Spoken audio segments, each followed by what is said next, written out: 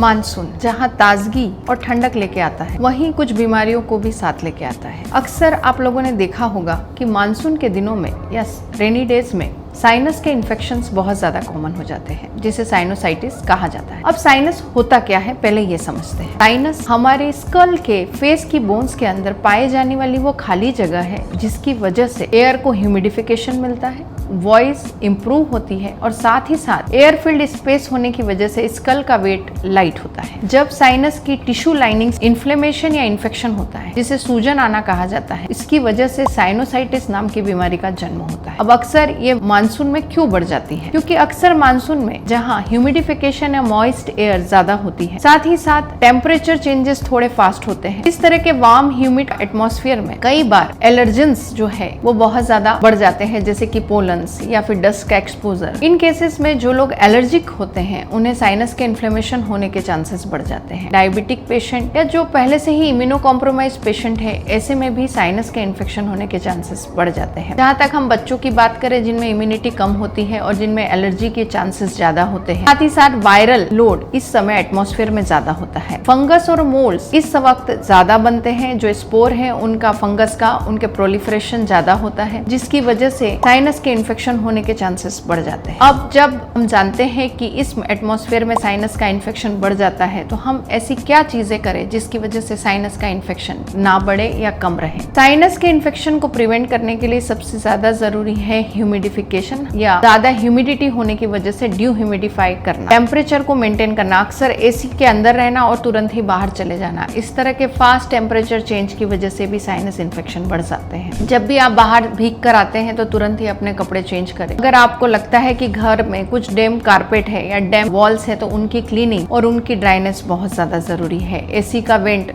अगर आप उस समय एसी यूज करते हैं तो उसे क्लीन करवाते रहें। साथ ही साथ स्टीम इनहेलेशन लेते रहें, जिससे कि आपके साइनस ओपन रहेंगे, वेंटिलेशन प्रॉपर रहेगा। अक्सर साइनस के इन्फेक्शन में पेशेंट को कंप्लेंट होता है नेजल कंजेशन का, नाक भरा भरा लगता है। हेडेक की शिकायत हो सकती है, नाक में से वाटरी डिस्चार्ज या थिक डिस्चार्ज आ सकता है। यहाँ तक कि कफ, फटीग, थकान और फेशियल पेन्स भी हो सकते हैं। शुरू में जब एक्टिव इन्फेक्शन होता है तो कई बार ये वायरल इन्फेक्शन होता है, जिसमें अक्सर आपको एंटीबायोटिक की जरूरत नहीं होती। पर अगर ये इन्फेक्शन 5 से 10 दिन तक से ज्यादा रहता है, हाई फीवर रहता है, हेडेक रहता है, बॉडी पेन रहता है, तो ऐसे केसेस में आप एंटीबायोटिक भी आपको डॉक्टर प्रिस्क्राइब करता है। साथ ही कुछ नेजल डिस्कंजेस्टेंट आपको प्रिस्क्राइब करता है। इसमें रेस्ट, खूब सारा पानी पीना, अपनी इम्यूनिटी को मेंटेन करने के लिए वेल बैलेंस डाइट लेना और विटामिन सी का सेवन करना लाभदायक होता है।